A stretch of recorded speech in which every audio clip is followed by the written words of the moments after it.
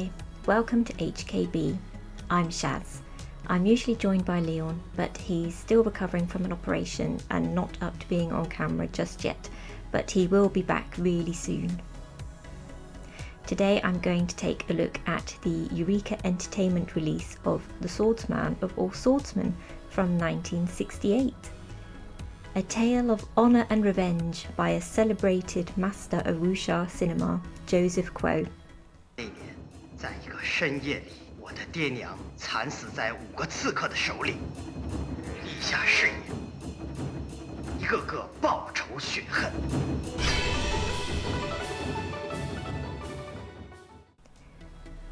Thank you to EUREKA Entertainment for providing us with review materials for this release. The Swordsman of all Swordsmen is available to buy from the 25th of March. We've included some purchase links below. The limited edition package, which is strictly limited to 2,000 copies only, includes O-card slipcase featuring new artwork by Gregory Sacker, and it looks rather nice. A set of facsimile lobby cards, double-sided poster featuring original release posters, a bonus disc featuring the mystery of chess boxing, plus a collector's booklet featuring new writing on both films by James Oliver. On the Swordsman disc is a great commentary by Frank Jeng and John Charles, which gives you a lot of interesting information.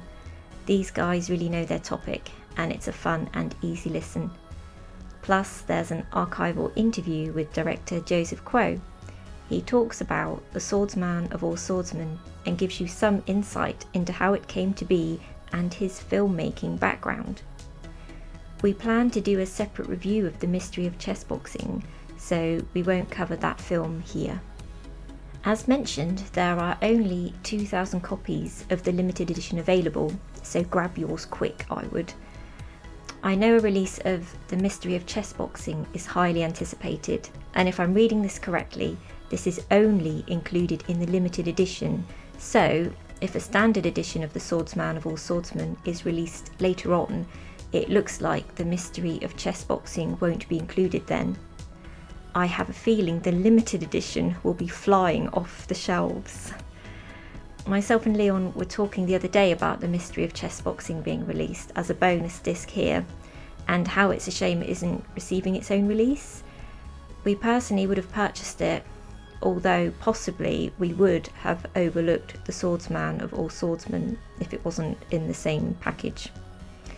But after watching The Swordsman of all Swordsmen, we can 100% recommend this film. The story is so captivating and well told, plus throw in some beautiful locations and dazzling camera work, you more than get your money's worth. We love Joseph Kuo's work. Some of you may have seen our videos on the Cinematic Vengeance box set we did a while ago, and this film is equally as good as any of those, if not better. It just feels like a higher grade to us. But let us know what you think.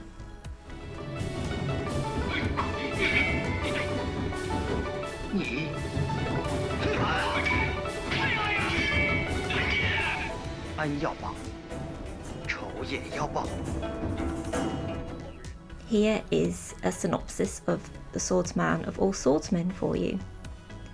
Having witnessed the brutal slaying of his entire family as a small child, Tsai spends several years wandering in search of those responsible.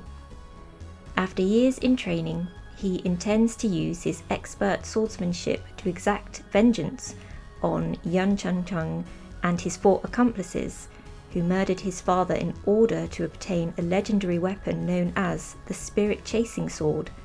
But after dispatching several rival swordsmen who incur his wrath, Tsai comes to contemplate the futile nature of revenge after Yan Changcheng's daughter, Flying Swallow, saves his life.